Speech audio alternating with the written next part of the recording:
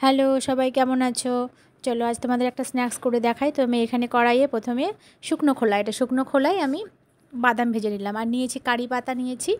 বাদামটা ভাজা হয়ে গেল, ওই কড়াইতে আমি একটু লবণ দিয়ে দিলাম। লবণ, এটা কিন্তু লবণ, বালি আবার অনেকে ভেবো না, এটা লবণ হয়। এটা অনেক দিনের লবণ ব্যবহার, মানে এটা অনেকবার ইউজ করেছি আমি, সেই জন্য কালারটা চেঞ্জ হয়ে গেছে। তো এই লবণে আমি কিছু ছোলা ভেজে নেব। এটা কিন্তু নর্মাল ছোলা, আমার কোথাও কি মানে এমনি জাস্ট ছোলা ছিল, সেটাকে আমি দিয়ে ভেজে নিচ্ছি। দেখো ছোলাটা নর্মাল ছোলায় কত সুন্দর ভাজা হয়ে যাচ্ছে। এটাতে একটু জল ছিটিয়ে রাখলে আরও ভালো হতো। তো ছোলাটা আমি ভেজে তুলে নিলাম, বাদামটা শুকনো খোলায় ভেজে নিলাম। আর ভাজবো আমি এখানে চিড়ে, আর দেবো কারি পাতা। তোমাদের দেখালাম গাছ থেকে কারি পাতা তুলে এনেছি। তো আমি চিড়েটা ভাজবো। তো একটু চিড়ে আমি লবণে ভেজে নিয়েছি, আর বাকি চিড়েটা আমি কড়াইতে মানে শুকনো খোলায় ভেজেছি, আর বাকি চিড়েটা তেলে ভাজবো। তোমরা তো জানোই এখন এরকম করে সকলেই, তো আজকে করছি তো ভাবলাম তোমাদের সঙ্গে শেয়ার করি। তো দেখো বাদাম আর ছোলাগুলোকে আমি হাত দিয়ে ডলে ডলে পরিষ্কার করে নিলাম, আর এক জায়গায় একটা প্লেটের মধ্যে আমি টিস্যু পেপার বিছিয়ে নিয়েছি। আর মানে চিড়েটাকে তেলে ভেজে সবসময় মানে টিস্যু পেপারেই তুলে নেবে, তাহলে চিড়েটা দেখবে সমস্ত অয়েলগুলো অ্যাবজর্ব করে নেবে, একটুও তেল থাকবে না, একদম অয়েল ফ্রি হয়ে যাবে। তো আমি এইভাবে চিড়েটাকে ভেজে তুলে নিলাম, সমস্ত চিড়ে ভাজা করে নিয়েছি।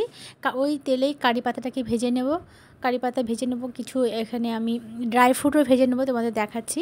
আর বারবার যতবারই চিড়েটাকে দেবে ততবার কিন্তু টিস্যু পেপার চেঞ্জ করবে, তাহলে দেখবে মানে এক ফোঁটাও তেল থাকবে না, একদম শুকনো। দেখেছো এক ফোঁটা তেল আছে, একটাও তেল নেই, একবারে শুকনো হয়ে গেছে। আমি কারি পাতাও আর তেল এখানে দেখেছো তেলটা কেমন, দেখো কতটা তেল।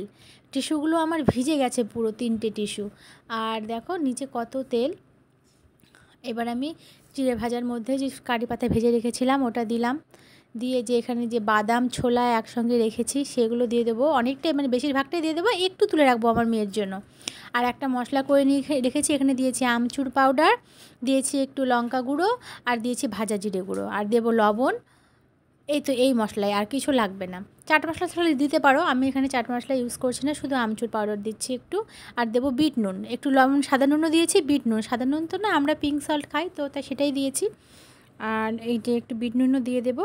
আর তেল তো ইউজ করবো না, কালোটা তেলেই ভেজেছি। তেল কিন্তু এক ফোঁটা নেই চিড়ের মধ্যে, মানে এটা খেলে মানে স্বাস্থ্যসম্মত, কোনো কিছু হবে না। আর বাজারের কেনা চিড়া ভাজাগুলো খেলে তো গ্যাস হয়ে যায়। আমি ড্রাই ফ্রুট ভেজে নিয়েছিলাম, এখানে কাজু নিয়েছি, কিশমিশ, আর মানে আলমন্ড কাঠবাদাম নিয়েছি। সবগুলোকে আমি একটু করে দুঠুম করে নিয়েছিলাম, করে ভেজে নিয়ে নিলাম, নিয়ে ওগুলোকে মিক্স করে নিলাম মশলা দিয়ে। দেখো বয়মে এইভাবে করে রেখেছি। তোমরা এইভাবে করে রাখবে, অনায়াসে 15, 20, 20 দিন, 1 মাসও চলে যেতে পারে, কিন্তু আমাদের ঘরে তো থাকবেই না, 1 সপ্তাহে শেষ হয়ে যাবে। তোমরা অবশ্যই এইভাবে করে খাবে।